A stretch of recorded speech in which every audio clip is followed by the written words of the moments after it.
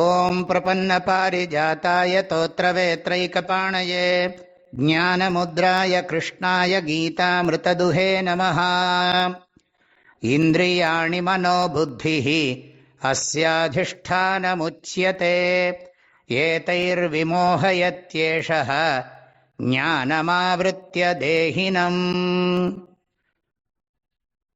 பகவான் ஸ்ரீகிருஷ்ணர் ஆசையை எப்படி ஜெயிக்கிறது அதுக்கான உபாயத்தை இந்த ஸ்லோகத்திலிருந்து சொல்ல தொடங்குறார்.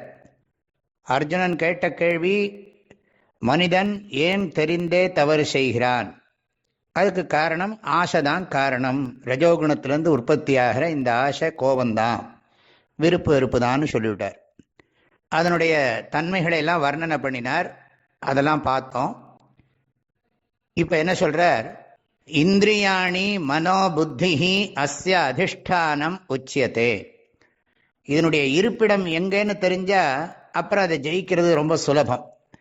முதல்ல இந்திரியங்கள், அதாவது மெய் வாய் கண் மூக்கு செவி, இது வழியாக தான் உள்ள தகவல் போகிறது இல்லையா?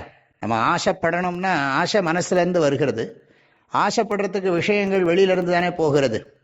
ஆக இந்திரியங்கள் வழியாக தான் ஆசை உள்ள நுழைகிறதாம். அப்புறம் மனசில் அதையே சிந்திக்கிறோம். புத்தி அதை அடையிறதுக்கான வழிமுறையை எண்ணுகிறது. மனம் திரும்ப திரும்ப அந்த விஷயத்தையே நினைக்கிறது.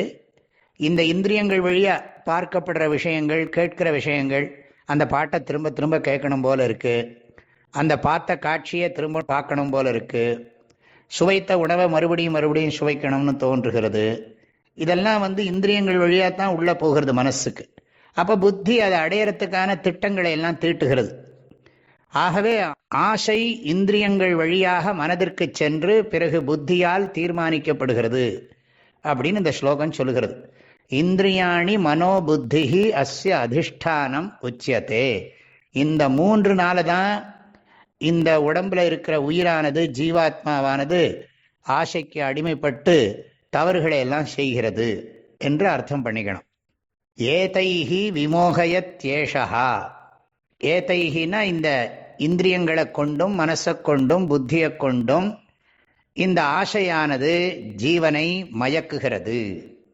விமோகயத்தி, அறிவை பகுத்தறிவை மயக்கி எப்படியாவது சீக்கிரம் உலக சுகத்தை அனுபவிக்கணும்னு பண்ணுகிறது. பொறுமையாக கஷ்டப்பட்டு நிலைச்ச சுகத்தை அனுபவிக்கிறதுக்கு விடாம அல்ப சுகத்தை அனுபவிக்கிறதுக்கு சீக்கிரம் முயற்சியை எடுக்கும்படி பண்ணுறது. ஏஷா விமோகயத்தி, இந்த காமம் மயக்கம் அடைய செய்கிறது, புத்தியை மயக்குகிறது.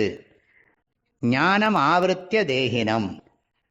ஞானம் அப்படின்னா அறிவை ஆவருத்திய மறைத்து, தேகினம், தேகினம்னா இந்த உடம்புக்குள்ள இருக்கிற ஜீவாத்மாவை விமோகயத்தி மயக்குகிறது. புத்தியில் இருக்கிற ஞானத்தை இந்த ஆசையானது மயக்குகிறதுன்னு இந்த 2வது வரியில சொல்லியிருக்கார்.